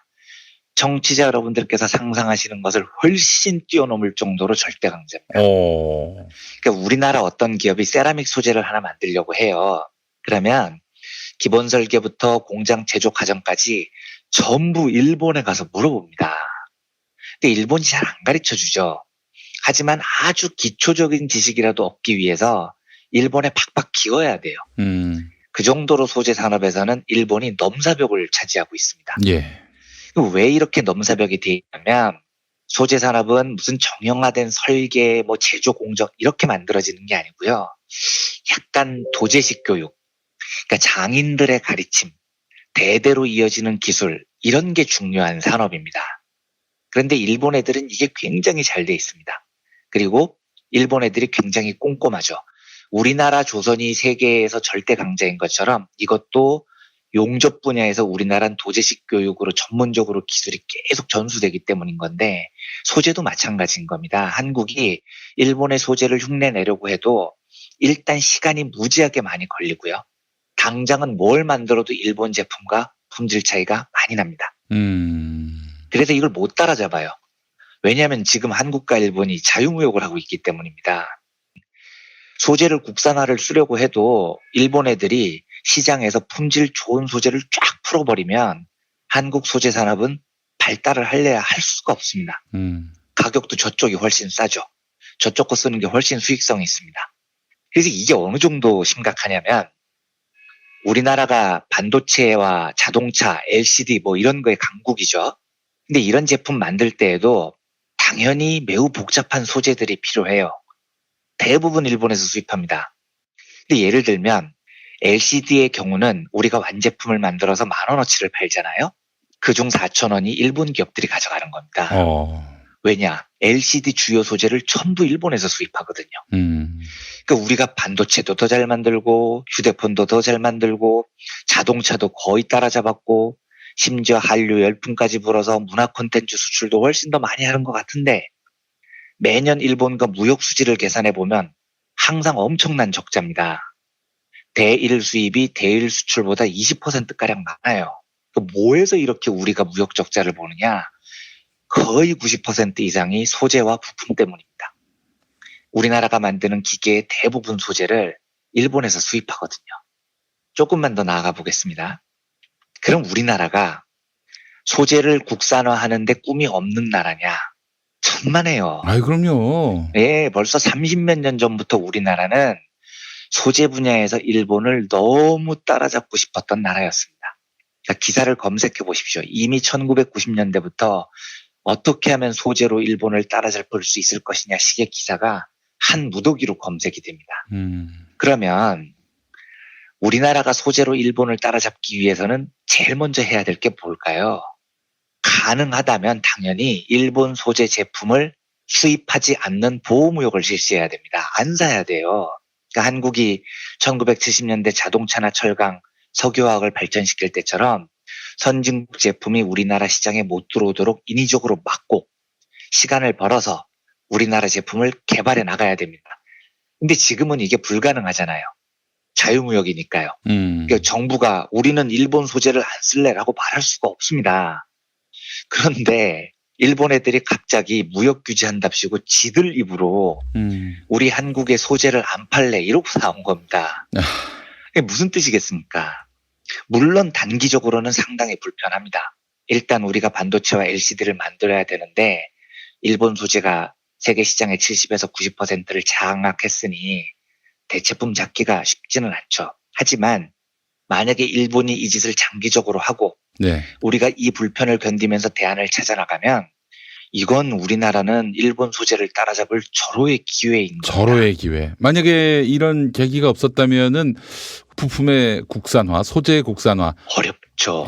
어렵습니다. 일본하고 자유무역하고 있는데 일본 제품이 넘사벽이니까요. 그런데 속으론 막고 싶은데 지들이 안 팔겠다니까 이제 우리나라는 명분이 생겼습니다. 정부가 집중적으로 소재에 투자하고 국산화의 길을 찾을 명분이 생긴 거죠. 그리고 실제로 많은 우리나라 기업들이 이 소재로 일본을 따라잡고 싶어서 혈안이 돼 있어요. 그래서 저는 이번 아베 정부의 수출 규제는 진짜로 뷰딱짓이라고 생각을 합니다. 걔들이 선거 앞두고 있다면서요.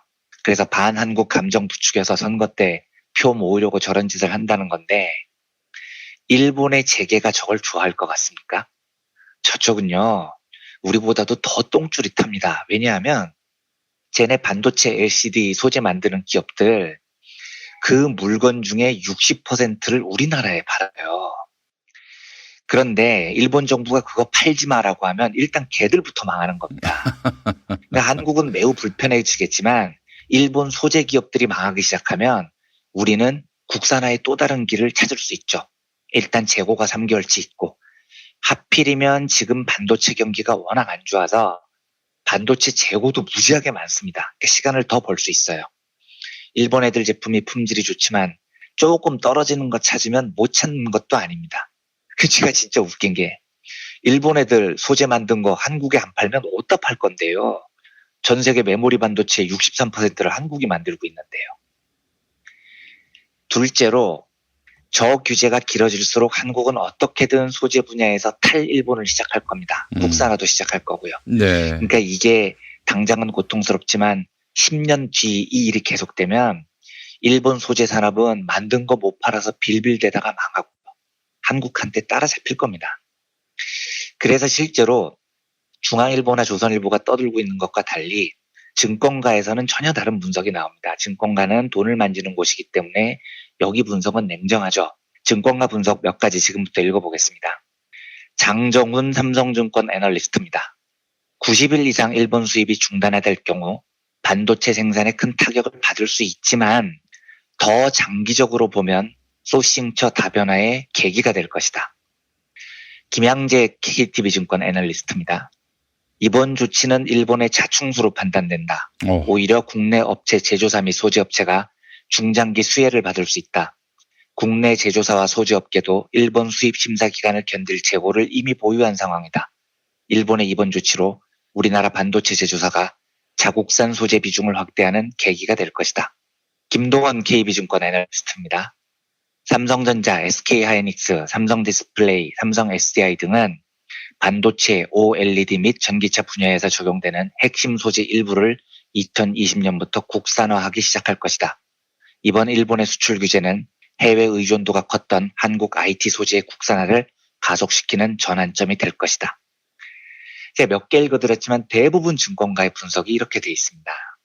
제가 거래를 하면서 정당한 거래에서 갑이고 을이고 뭐 이런 거 따지는 거 싫어하지만 굳이 그 단어를 써서 이야기하자면 물건을 파는 일본이 을인 거고요.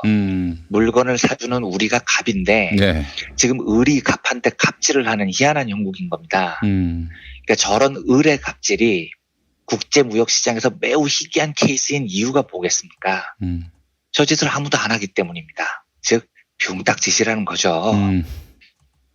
일본이 정치적인 이유로 저 병딱짓을 계속한다면 우리는 잠깐 불편해지겠습니다만 저 불편을 이기고 나면 우리는 우리의 소재 산업을 자연스럽게 육성할 절호의 기회를 잡을 겁니다. 그래서 저는 솔직히 그 일본이 선거 끝나고 나면 저 규제를 곧 걷어들일 것이다라는 예측도 일각에서 있던데 네. 안 걷어들여도 그만이라고 생각을 하는 쪽이에요.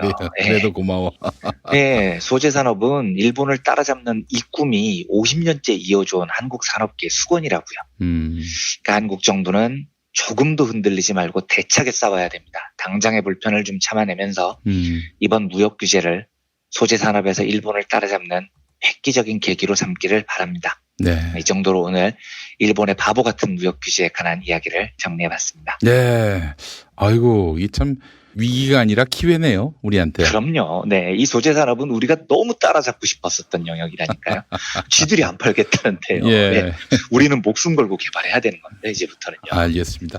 아니 그러면은 정말 아주 기쁜 일이고 행복한 일인데 조선은 왜 이렇게 이 사태가 뭐 우리에겐 정말 거의 뭐 국군이 기우는 상황인 것처럼 묘사를 할까요?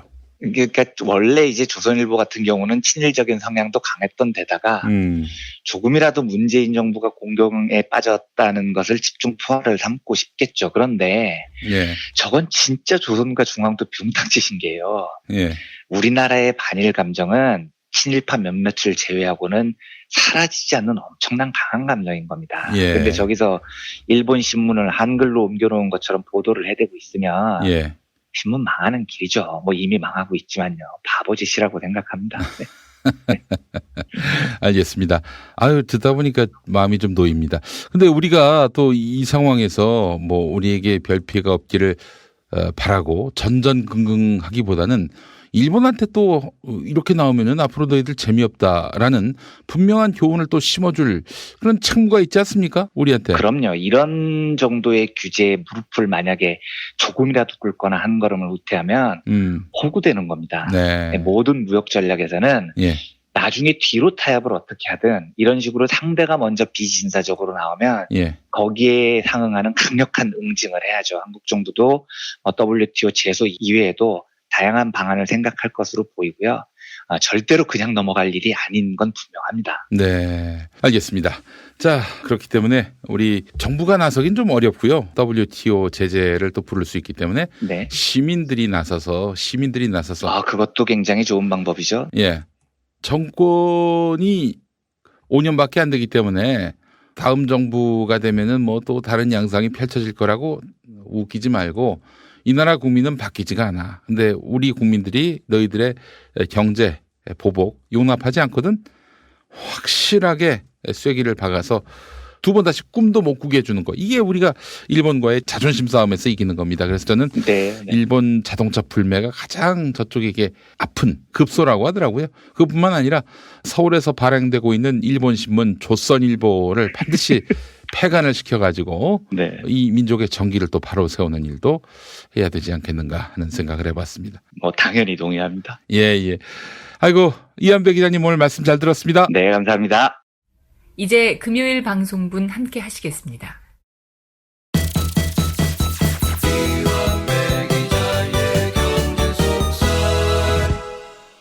민중의 소리 이완배 기자 함께 하겠습니다. 이완배 기자님. 네, 안녕하십니까. 네. 자, 오늘 어떤 이야기 해볼까요? 예, 오늘은 3일부터 시작된 공공부문 비정규직 노동자 20만 명의 파업 소식을 살펴보겠습니다. 네. 이 파업은 사흘로 예정이 돼 있고요. 방송 들으시는 분들은 방송 듣는 날 기준으로 오늘이 파업의 마지막 날이 아닐까 싶습니다. 네. 저희가 목요일 오전에 녹음을 하고 있기 때문에 오후 상황이 어떻게 변했을지 모른다는 것을 전제로 브리핑을 드림을 양해해 주셨으면 합니다. 이번 파업에는 민주노총 산하 공공운수노조, 서비스연맹, 민주일반연맹, 여성연맹, 그리고 학교 비정규직 연대회의 등이 참가했습니다. 예. 파업의 모토는 임금 인상, 차별 해소 두 가지입니다. 공공부문 비정규직 노동자의 절반 정도는 사실 학교 비정규직입니다. 이게 좀 와닿게 말씀드리면 조리사분들, 돌봄 전담사, 행정실무사, 사서 이런 분들입니다. 통계를 내보면 우리 아이들이 교무실이나 급식실, 도서실, 돌봄교실 등등등 곳곳에서 이분들의 보살핌과 도움을 받는데 그렇죠. 이분들 3명 중에 한 사람이 비정규직으로 돼 있습니다. 사실상 정규직과 하는 일이 다르지 않은데도 비정규직으로 살아가고 있는 거죠. 이분들 주장을 조금 구체적으로 살펴보겠습니다. 뉴스에 붙은 댓글들을 보면 공무원 되기가 얼마나 힘든데 놀고 먹다가 파업으로 땡깡을 부리면서 공무원 대접을 받으려고 하느냐는 저주가 굉장히 많이 보여요. 아니 어떤 미친 새끼들이 놀고 먹었다는 얘기를 합니까? 아니 우리 언제 그렇죠. 놀고 먹었어요? 예, 그 이야기는 좀 너무 과하죠. 네. 그런데 이분들의 구체적 주장은 공무원이 되겠다거나 공무원과 똑같은 대우를 해달라는 게 아닙니다. 네. 지금 이분들 임금이 공무원 최하위 직급 9급 공무원의 한 60% 수준 돼요. 이걸 최소한 80% 선으로 올려달라는 주장을 하고 있는 거죠. 그리고 공정임금제라는 제도가 있습니다. 이 제도는 공공부문 비정규직 제로와 함께 문재인 대통령 공약 중 하나였죠. 어떤 제도냐면 독일이 도입한 공정임금법에 기반한 제도입니다. 같은 노동을 하는 사람에게는 임금의 차별이 없어야 된다라는 것을 독일은 공정임금법이라는 법으로 법제화를 이미 해놨습니다. 지금 정부도 궁극적으로 이 공정임금을 실현하겠다는 공약을 내세웠습니다. 예. 현실을 보면 지금 학교 급식실에서 일하는 노동자 1년차 비정규직의 경우는 방학 때도 학교에 나와서 일을 해도요. 연봉이 2,400만 원 정도 됩니다. 근데 이제 1년차 9급 공무원 연봉이 2,800만 원 정도 되니까 별 차이 안 나는 것 아니냐라고 하실 수도 있는데 예. 비정규직과 정규직은 근속 수당이 많이 차이가 나요. 네. 비정규직이 정규직 공무원의 한 40%그 정도밖에 안 될 겁니다. 실질 임금 차이가 100대 60 정도가 되는 거죠. 그리고 시간이 지날수록 이 격차가 벌어집니다. 또 한 가지 지금 노동자들의 주장은 공공부문 비정규직 노동자들의 신분을 더 안정화해달라는 거죠. 그러니까 지금 이분들의 신분을 규정하는 법이 정확하게 돼 있지 않기 때문에 예. 새로운 직제를 만들어서 공무원과는 다르지만 신분이 보다 안정된 정규직화를 해달라는 요구를 하고 있습니다. 네. 학교 외에도 이번 파업에 참여한 공공부문 비정규직의 나머지 절반 정도 노동자들은 이제 정부 부처나 지방자치단체에 소속이 되어 있는 분들인데 주로 하는 일들이 청소 미화, 시설 관리, 경비, 주차, 톨게이트 요금 수납, 직업 상담, 방문 간호, 노인 요양, 돌봄, CCTV 관제 뭐 이런 일을 하시는 분들입니다. 강원지역본부에서는 환경미화원 1,500명 노동자가 파업에 이번에 참여했고요. 예. 전주시 민간위탁 청소업체 노동자들도 파업에 참가했습니다. 톨게이트에서 수납 일을 하는 노동자들도 역시 파업에 참가했습니다. 네. 다시 말씀드리지만 이분들은 공무원이 되겠다고 파업을 한 게 아닙니다. 공부문에서 일하는 노동자로서 최소한의 삶의 조건을 충족시켜 달라는 주장을 하고 있는 겁니다. 이까지 대략적인 파업의 사실들을 점검해 봤습니다. 지금부터는 이런 비정규직 노동자들의 파업을 어떤 시선으로 바라봐야 할까에 대한 이야기를 나눠보고자 합니다. 우리가 사는 사회를 자본주의라고 부르죠. 그리고 이 자본주의의 가장 큰 특징으로 생시몽이라는 경제학자는 산업사회라는 점을 이야기합니다. 산업사회의 가장 큰 특징은 자본주의가 너무 넓고 광범위하게 퍼져 있기 때문에 절대로 혼자 살아갈 수 없는 사회가 됐다는 겁니다. 그래서 산업사회에 사는 우리는 삶이 모두 다 촘촘하게 연결이 돼 있어요. 이게 산업사회의 가장 큰 특징입니다. 자본주의가 시작되기 전에 중세 농경사회는 이렇지 않았습니다. 이 농경사회의 특징은 힘들긴 해도 어떻게든 혼자서 혹은 한 가장이 이끌면 먹고 살 수 있었거든요. 조선시대 소작농들도 예를 들면 먹을 건 스스로 농사지어서 마련하죠. 반찬은 밭에서 기르는 것으로 장만하죠. 옷은 집에서 소못 같은 거 손수 지어서 입었다고요. 물론 교육이 없지는 않았는데 거의 물물교환 수준이었습니다. 그래서 이때만 해도 강원도 산골 아주 외딴 곳에서 다른 곳과 완전히 단절된 상태로 살아가는 게 가능했습니다. 강원도 어떤 오지마을에서는 한국전쟁이 발발한 줄도 몰랐다고 하잖아요. 그만큼 농경사회라는 건 자급자족이 가능한 사회라는 이야기입니다. 그런데 자본주의가 시작되면서 사회가 너무 고도화돼서 자급자족이 불가능해졌습니다. 공장이 들어섰고요. 대량 생산이 시작됩니다. 교육도 활발해지고 분업도 세분화됩니다. 써야 될 것도 많아지고 먹어야 될 것도 많아집니다. 그래서 이 사회에서는 노동자들이 더 이상 자기가 먹을 쌀이나 채소를 재배하지 않죠. 공장에서 일하고 월급 받아서 마트에서 사 먹잖아요. 옷도 자기가 집에서 안 만듭니다. 월급 받아서 동대문 쇼핑몰에서 사 입는 거죠. 심지어 농민들도 쌀을 재배하는데 이유가 본인이 먹겠다는 목적이 아닌 겁니다. 그걸 팔아서 옷도 사고 자녀들 교육도 시키고 핸드폰도 사기 위해서 쌀을 상품으로 재배하는 겁니다. 이 차이는요, 어마어마한 겁니다. 그 조정래 선생님의 대하소설 2편만 봐도 이 엄청난 차이가 확 느껴집니다. 소설 태백산맥에 보면 소작농들이 먹을 게 없어서 막 굶어 죽잖아요. 그런데 그 다음에 나온 대하소설 한강을 보면 한강은 1960년대, 1970년대 자본주의가 발전할 때 우리 민중들의 삶을 그린 소설인데 이때 농민들은 쌀이 없어서 죽는 게 아닙니다. 쌀이 충분해요. 그런데 왜 죽느냐? 쌀값이 너무 떨어져서 죽는 겁니다. 박정희가 악랄한 저고가 정책을 펼치면서 쌀값이 너무 떨어졌거든요. 그래서 태백산맥을 읽고 바로 뒤에 한강을 읽으신 분들은 되게 이런 게 궁금해져요. 아니 태백산맥 때만 해도 쌀만 있으면 잘 먹고 살던 농민들이 왜 1960년대에는 쌀이 충분한데 죽는다는 소리를 할까? 이런 의문이 생깁니다. 이유는 한국 사회가 농업사회에서 산업사회로 바뀌었기 때문입니다.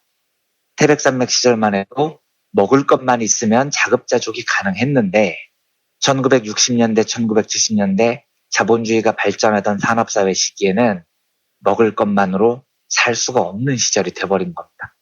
쌀을 팔아서 다른 것들을 교환해야 되는데 쌀값이 떨어지니 농민들이 죽음의 위기에 내몰리는 거죠. 그래서 생시몽이 보기에 산업사회는 농경사회에 비해서 완벽한 분업의 사회라고 이야기를 합니다. 사회 구성원들이 다 다른 일을 하는 겁니다. 그리고 그 다른 일들이 착착착 유기적으로 돌아가야 그 사회가 유지되죠. 한 곳이라도 펑크가 나면 너무 불편한 겁니다.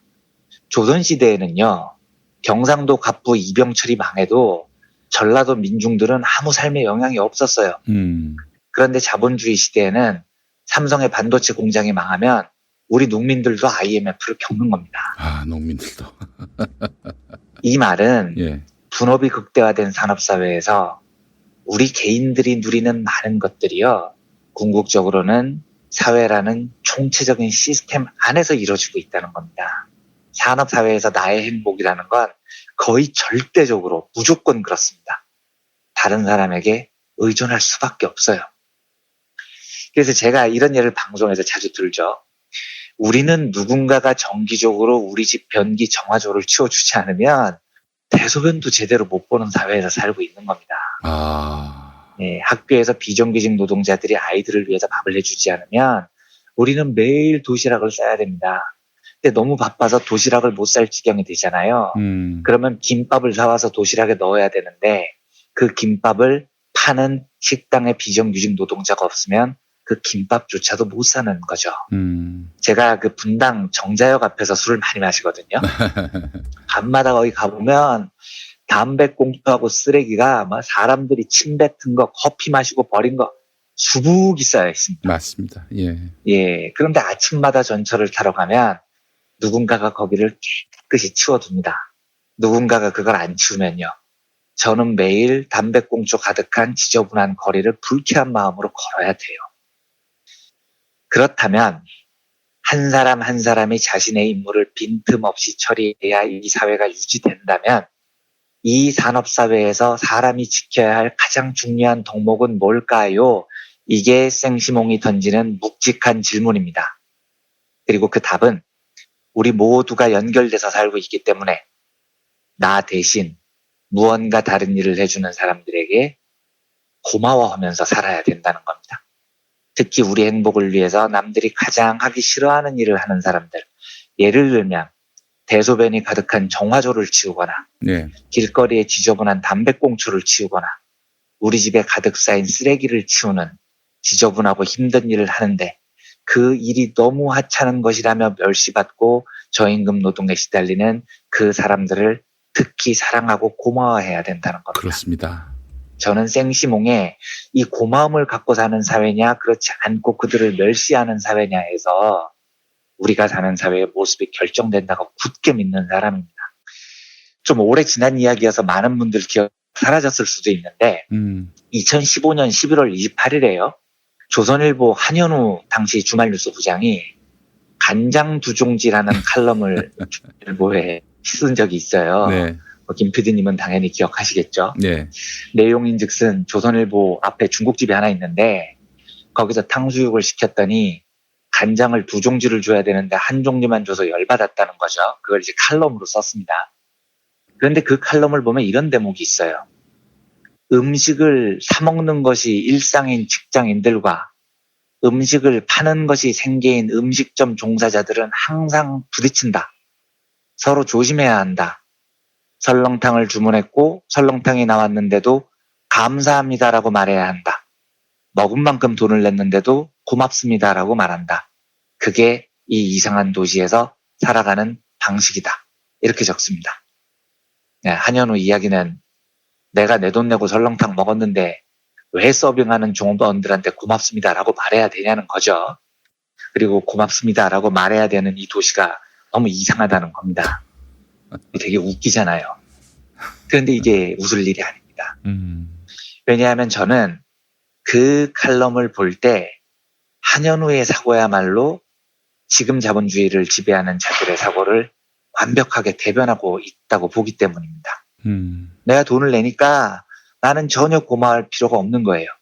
돈이 인간의 고마움을 완벽하게 대체하는 거죠.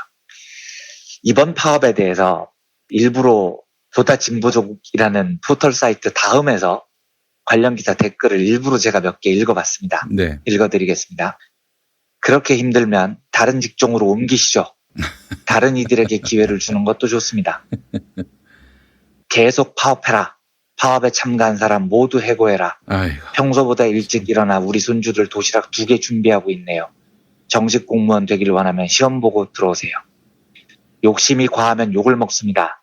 지인을 통해 쉽게 비정규직으로 들어와 민주노총 등이 없고 무기계약직도 부족해 아이들 밥그릇을 빼앗아 공공기관 정규직을 요구하는 뻔뻔함에 당신들은 더 이상 사회적 약자들이 아닙니다. 일단 전원 해고하고 원점에서 다시 시작해보자. 들어올 때 급여, 복지 다 알고 들어와선 정규직 해달라고 생떼를 쓰니 다 해고하고 도시락 업체에 맡겨라. 애들 볼모로 뭐 하는 거냐. 툭하면 파업하고 정규직 하고 싶으면 그만두고 시험 보던가. 생떼도 유분수지. 저는 사람들이 파업에 찬성할 수도 있고 반대할 수도 있다고 생각합니다. 그런데 저분들을 향해서 생떼를 부린다거나 일하기 싫으면 때려치라거나 뻔뻔하다거나 네가 공부 열심히 안 해서 비정규직이 된 거 아니냐라거나 이 이야기들은 읽기가 너무 힘들 정도로 참혹합니다. 아유. 예. 저분들이 지금 풍요롭게 사는 분들일 것 같습니까? 천만에요. 대부분 생애 마지노선에 몰려있는 분들입니다. 자, 그렇게 힘들면 다른 직종으로 옮겨라. 어디로 옮깁니까? 어디로 옮기라는 겁니까? 들어올 때 급여 복지 다 알고 들어와서 이제 와서 정규직 해달라고 생떼를 쓴다고요. 애초에 들어갈 곳이 거기밖에 없었기 때문에 그 불편한 불평등한 차별을 알고도 들어간 겁니다. 다른 선택지가 없었던 분들이라고요. 그러면 결국 당신들은 경쟁에서 이기지 못했기 때문에 선택지가 없는 상황에 몰린 건 당신 탓이고 그렇다면 그런 대우를 받는 것이 정당하다. 이런 이야기인데요. 이 이야기가 옳습니까? 저는 경쟁의 승자들에게 상을 주지 말자고 이야기하는 게 아닙니다. 경쟁의 패자들에게 제발 벌을 주지 말자고 이야기를 하는 겁니다. 그리고 패자들에게 내리는 그 벌은 놀랍게도요. 언젠가 나와 내 자녀들을 향할 수 있는 형벌 같은 겁니다. 아닐 것 같습니까? 그렇지 않습니다. 제가 이 살면서 절대 하지 말아야 한다고 생각하는 일이 하나 있습니다. 뭐냐면 내 쇠사슬이 당신들의 쇠사슬보다 굵다고 확신하는 겁니다. 그래서 내가 굵은 쇠사슬을 보유하고 있다고 확신을 하면 얇은 쇠사슬에 매여 사는 사람들의 삶을 이해하지 못해요. 그런데 뇌 쇠사슬이 굵다 한들 그게 쇠사슬이 아니냐고요. 결국 우리는 다 그 쇠사슬에 얽매여 살고 있는 사람들입니다. 이번에 파업에 나선 분들은 이 세상에서 남들이 가장 하기 싫은 일들을 하고 있는 분들입니다. 네. 그래서 부탁드립니다. 따뜻한 마음으로 그분들을 지켜봐 주십시오. 그게 저는 촘촘히 연결돼서 서로에게 의지하면서 사는 산업사회의 일원으로서 사람이 지켜야 될 도리라고 굳게 믿습니다. 제가 아까 말씀드린 생시몽은 이런 구성원들을 모두 형제와 자매처럼 대하자고 호소를 합니다. 이렇게 한번 상상을 해봤으면 좋겠습니다. 공공부문 비정규직에 있는 분들이 내 형제라면, 내 자매라면, 내 부모라면, 내 자식이라면 우리는 조금 더 따뜻한 시선과 애정을 그분들께 보낼 수 있을 것이라고 믿습니다. 한현우는 고맙습니다 라고 말하는 게 너무 싫어한다는 거 아닙니까? 그런 한현우가 지배하는 세상이 아니고요. 그분들의 삶에 고마움을 느끼는 형제가 가득한 세상을 꿈꿉니다. 이런 세상에 대한 희망을 말씀드리면서 오늘은 공공부문 비정규직 노동자들의 파업에 대한 이야기들을 정리를 해봤습니다. 네, 알겠습니다. 이한배 기자님 말씀 들으면서 그런 악플을 다는 사람들도 이재용이나 뭐 조현아는 아닐 거 아니에요. 네. 다 우리 모두 다 쇠사슬에 얽매여 사는 사람들이죠. 네. 아, 참, 뭐, 무지라고 봐야 될 텐데, 너무 슬퍼지네요. 예. 예, 우리가 조금 더 마음을 열고 따뜻한 마음으로 바꿔나갔으면 좋겠습니다. 예. 알겠습니다. 자, 이완배 기자님 오늘 말씀 잘 들었습니다. 네, 감사합니다. 처음 기억의 책을 하자고 말씀드렸더니 내가 무슨 자서전이냐면서 손을 내저으시더라고요. 자식들에게 좋다고 간신히 설득해서 책을 만들었는데 막상 나오니 그렇게 좋아질 수가 없어요. 여기저기 다닐 때마다 가지고 다니시고 좋더라고요. 아이들도 좋아하고 다들 좋아해요. 이렇게 남겨놓지 않으면 누가 기억하겠어요. 우리 애들이 아직 어린데 나중에 보여줘도 되고. 기억의 책, 민중의 소리가 함께 만듭니다. 1877-1419, 1877-1419.